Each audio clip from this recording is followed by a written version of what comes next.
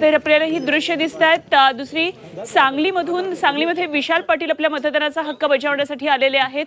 अपक्ष म्हणून ते निवडणुकीच्या या रिंगणामध्ये उतरलेत। मात्र काँग्रेसचे खंदे नेते आणि कार्यकर्ते मात्र या निवडणुकीमध्ये त्यांनी बंडखोरी करत अपक्ष अर्ज भरला। त्यामुळे संपूर्ण सांगली जिल्ह्याचं चित्र बदलतं की काय अशा प्रकारे चित्र निर्माण झालंय।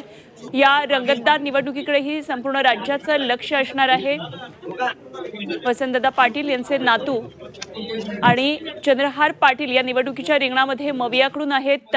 शिवसेनेचे उमेदवार ठाकरे गटातले तर चंद्रहार पाटील यांच्या विरोधात संजय काका पाटील आणि अशा प्रकारे विशाल पाटील अशी ही रंगतदार लढत असणार आहे।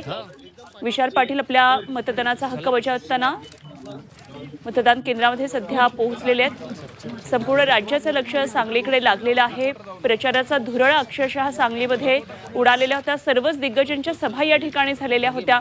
त्यामुळे या निवडणुकीमध्ये मवियामधल्या या दुफळीचा फायदा भाजपला होतोय का हे बघणं देखील तितकंच महत्त्वाचं ठरणार आहे। मात्र सांगलीकर कोणाच्या पारड्यामध्ये मतदान करतात हे बघणं अत्यंत महत्त्वाचं ठरेल।